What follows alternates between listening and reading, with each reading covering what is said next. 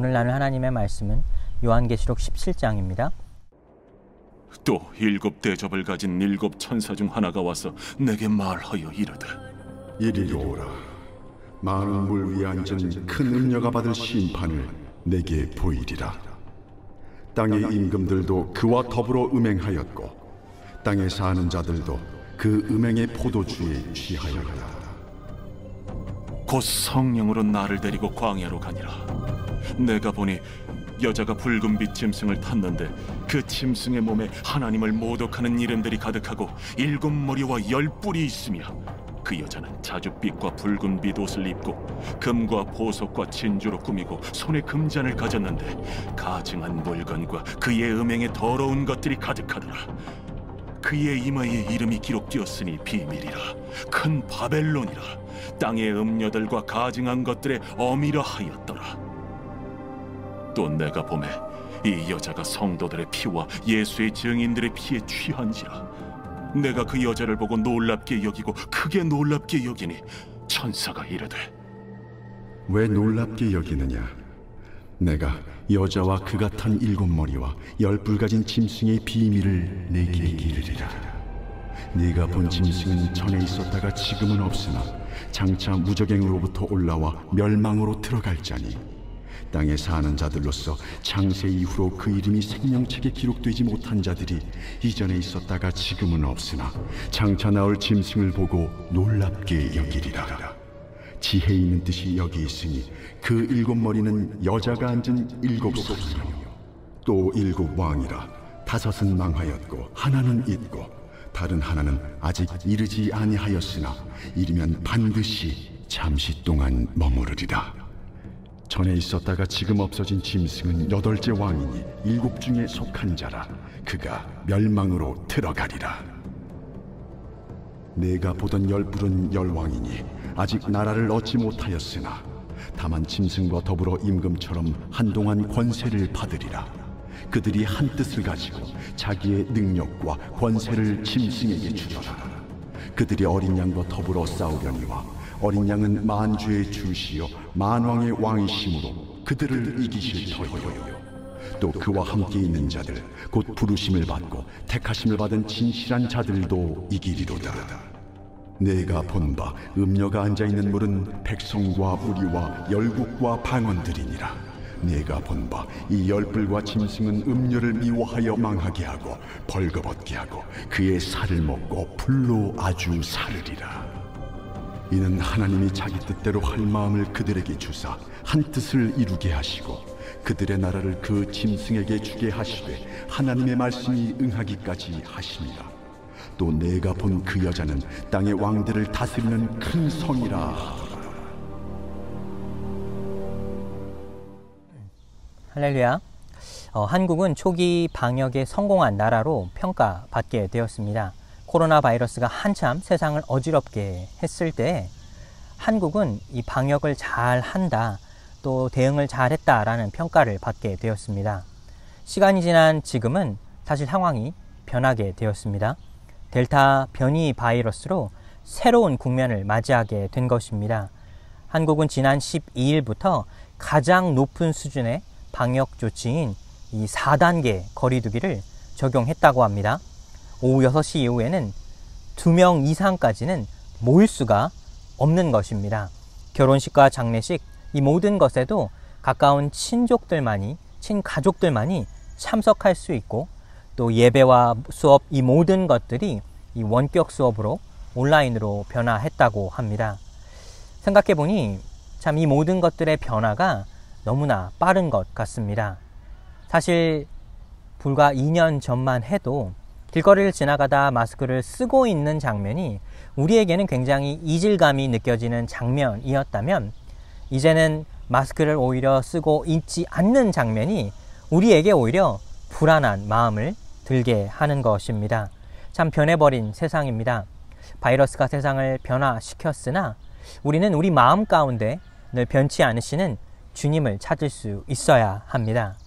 사랑하는 여러분, 성경은 하나님은 우리의 도피성이라 했습니다. 도피성은 의도치 않게 누군가를 해한 사람이 공정한 이 재판을 받기 위해 도망갈 수 있는 이 공정한 재판을 기다릴 수 있는 이 성을 도피성이라 했습니다. 그곳에 도달하기만 하면 안전을 보장받고 공정한 재판을 받을 수 있도록 기다릴 수 있다는 사실입니다. 우리 삶에 바로 예수 그리스도는 도피성이십니다. 바이러스로 어지러운 이 세상에 예수 그리스도가 도피성이 되어 우리의 피할 곳이 되고 우리를 안전하게 지켜주시는 그런 은혜가 있습니다.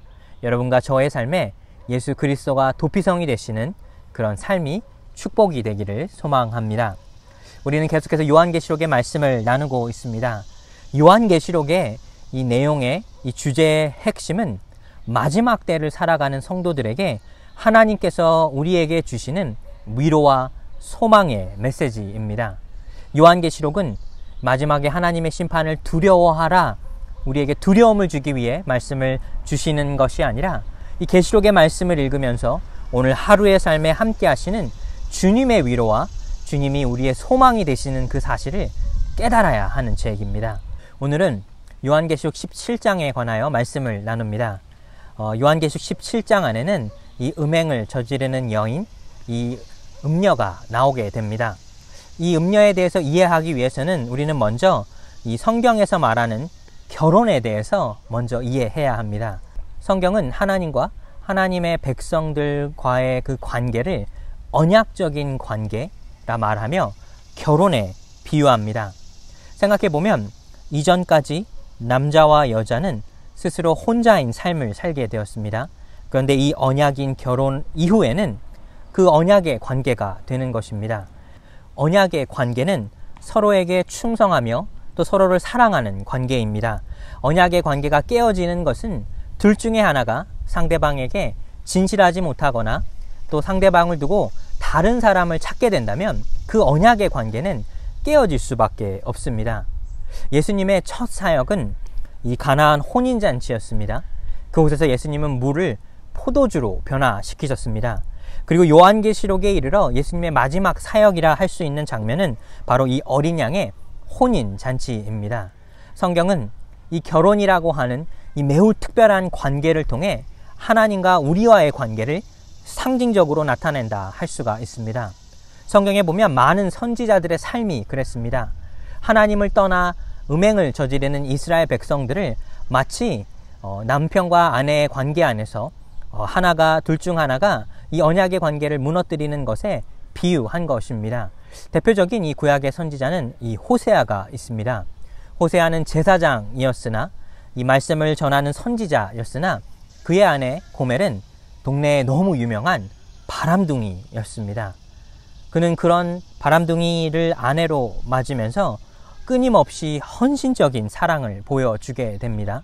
비록 그녀가 그를 떠날지라도 다른 일을 찾을지라도 끊임없이 변하지 않는 사랑을 보여주는 것이 바로 이 호세아의 사랑이었습니다.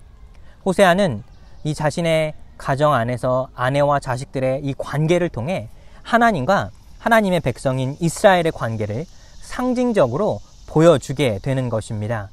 음행하여 끊임없이 하나님을 떠나나 결국 하나님에게 다시 돌아오는 그런 연약한 모습을 통해 하나님의 자녀들이 하나님에게 돌아와야 한다는 그것을 말씀해 주고 있는 것입니다.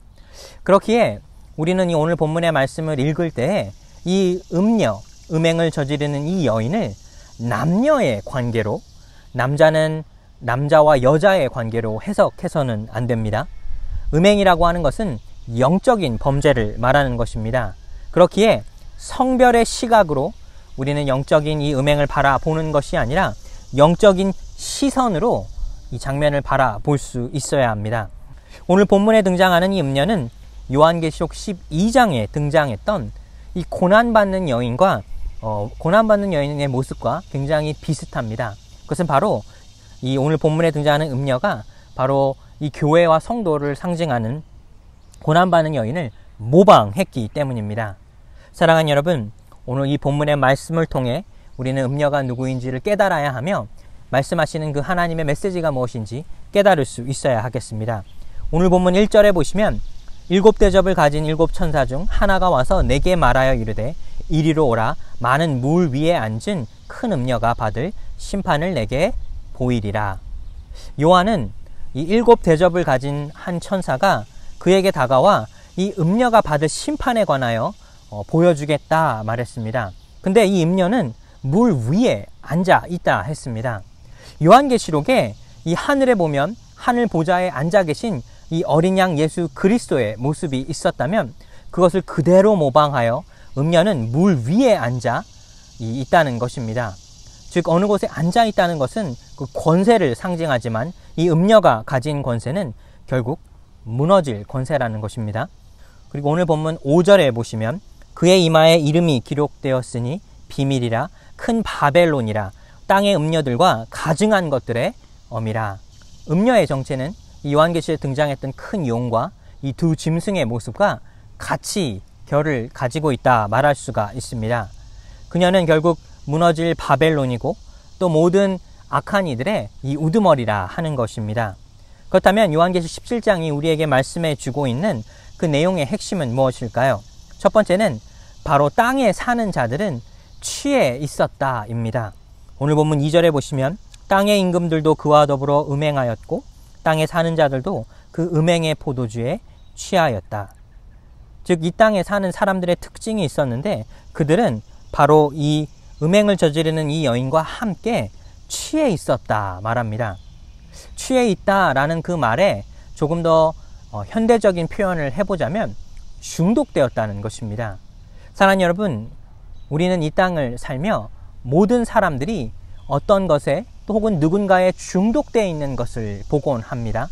그것이 음행이든 마약이든 술이든 혹은 게임이든 세상에 있는 많은 사람들은 무엇인가에 늘 취해 중독되어 살아갑니다.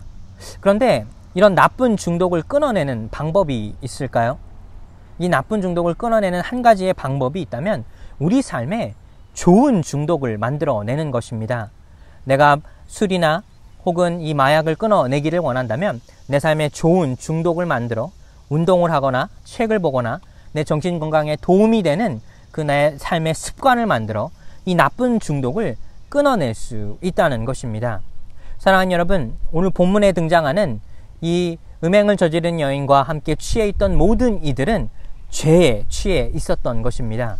취해 있는 상황 가운데서 옳고 그름을 구별할 수가 없습니다. 사리분별을 할 수가 없습니다. 하나님 보시기에 옳은 일을 행할 수가 없습니다. 하나님을 떠나 악한 일을 저지를 수밖에 없는 것이 바로 음행을 저지르며 이 땅에 머물며 사는 사람들의 특징이라는 것입니다. 두 번째로 우리는 이 금잔과 질그릇을 구별할 수 있어야 합니다.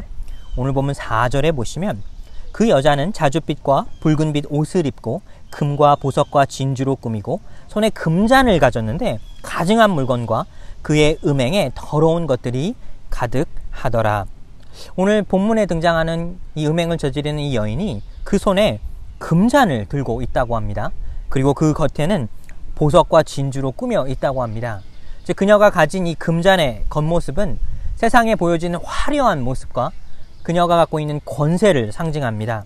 세상 사람들이 보기에 부러워할 만한, 누구도 그것을 가지고 싶은 마음이 들 만한 그런 화려한 금잔을 가지고 있는 것이 바로 이 음녀가 가지고 있던 금잔의 모습이었습니다. 그런데 그 금잔 안에는 가증한 물건과 음행들의 더러운 것들이 있다고 했습니다.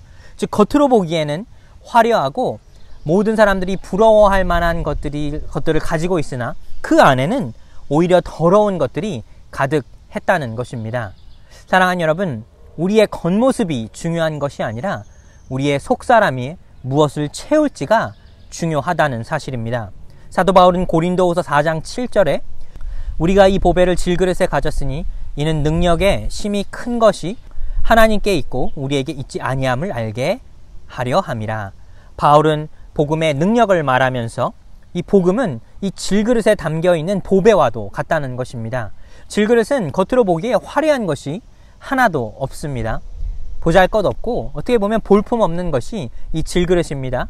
떨어지면 깨어져 버릴 것만 같은 연약한 것이 질그릇이나 그 안에 담겨있는 그 보배의 복음이 중요하다는 사실입니다. 사랑하는 여러분, 우리의 겉모습을 치장하거나 남들에게 보여지는 모습에 우리가 관심을 두고 우리의 마음을 두는 것이 아니라 무엇을 채울지를 고민하고 이 주님의 복음의 능력을 우리 안에 가득히 채울 수 있어야 하겠습니다. 여러분의 마음은 어떤 그릇입니까? 금잔입니까? 겉으로는 화려하나 그 안에는 아무것도 없는, 오히려 하나님을 반대하는 음행을 저지르는 것들이 가득하십니까? 혹은 겉모습은 화려하지 않을지는 모르나 그 안에 세상의 모든 것을 품을 수 있는 그 보배를 가진 그 마음을 가지고 계십니까? 우리 안에 질그릇이 되어 우리는 예수 그리스도의 복음을 품을 수 있어야 하겠습니다. 세 번째로 주님은 오늘 본문의 말씀을 통해 악인들은 반드시 멸망할 것을 말씀해 주십니다. 오늘 본문 14절에 보시면 어린 양과 더불어 싸우려니와 어린 양은 만주의 주시요 만왕의 왕이심으로 그들을 이기실 터이요 또 그와 함께 있는 자들 곧 부르심을 받고 택하심을 받은 진실한 자들도 이기리로다. 사랑하는 여러분, 악은 반드시 멸망합니다. 최후의 심판 때에 하나님과 대적하는 자들이 마치 어떤 큰 전투를 벌여 주님과의 그런 전쟁을 벌일 듯 우리는 생각할지 모릅니다. 이 아마겟돈이라고 들으면 마지막에 큰 전쟁을 일으키는 것 아닌가 생각이 들 수도 있습니다. 그런데 성경에서는 우리에게 분명히 말씀해 주고 있습니다. 최후의 심판은 하나님께서 주관하시는 것이고 또 주님을 반대하고 악행을 저지르는 자들은 멸망한다는 것입니다. 본문에 보시면 그들을 이기실 터이요, 즉 그들을 쉽게 이긴다는 것입니다. 주님이 그들과 큰 고난을 겪거나 그들과의 큰 전투를 벌여 다치거나 그런 어려움을 겪는 것이 아니라 그들을 쉽게 이기고도 남는다는 것입니다. 그리고 또 더불어 택하심을 받은 진실한 자들도 이기리라 했습니다.